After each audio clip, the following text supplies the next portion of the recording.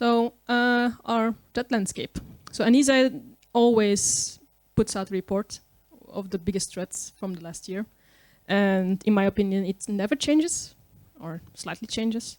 And when you look at it, we see malware. Malware is always have been a threat. Then you have the supply chain attacks.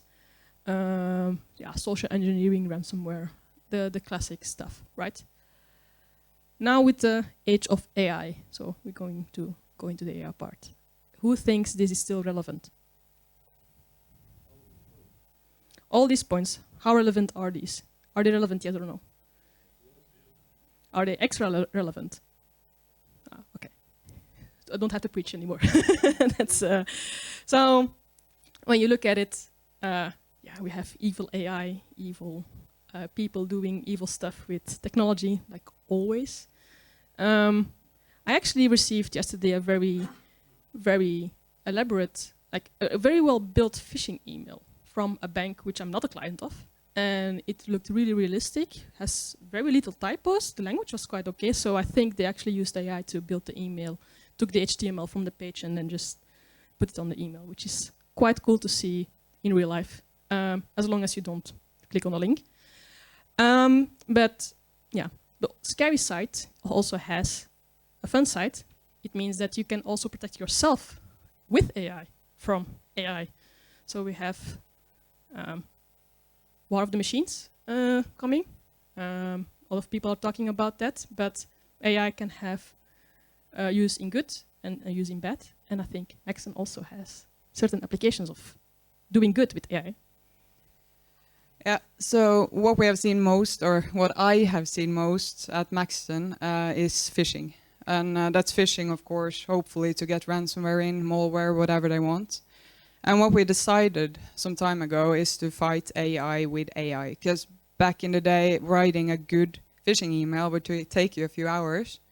And now it takes 5 minutes. So what we have done is that we have an internal AI engine called IDA. And IDA is a very nice lady, which I feed with information you find on LinkedIn on every employee of Maxxton.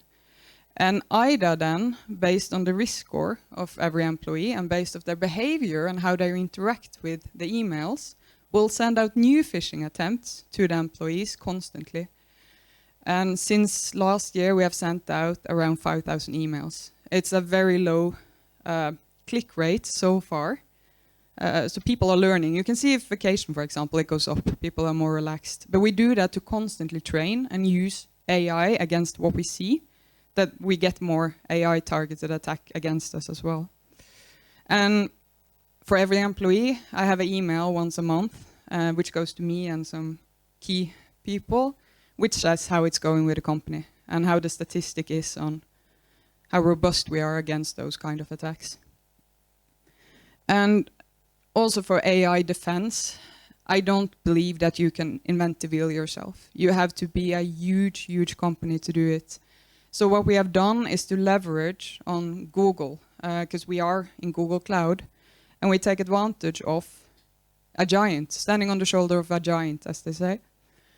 So in Google, I'm going to mention a few things, how we take advantage of AI within Google. And one is, for example, for traffic. All the traffic to Maxxton goes through the load balancer of Google. Those load balancers are the same load balancer Google used themselves for YouTube, for Google Maps.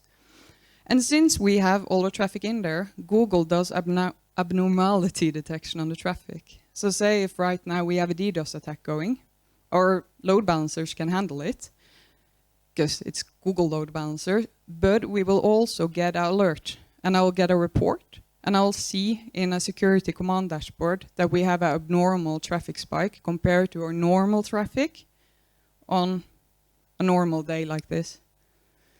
Another one is, for example, with rights. You don't want to give any users too many rights. So if I had an employee now who would say, I need access to look in a bucket in Google, something, I would give the person access, and that's a role. I give him a role, but that role contains 150 rights. So what Google does with the AI is that after a few days, it reviews the behavior of the users and will tell me that, yeah, it's too much. and click one click, and then we have reduced the access. And that allows us to keep at least privileged based on behavior for Maxxton employees. Yes, and then the same as we did with security, we're going to make a baseline for AI.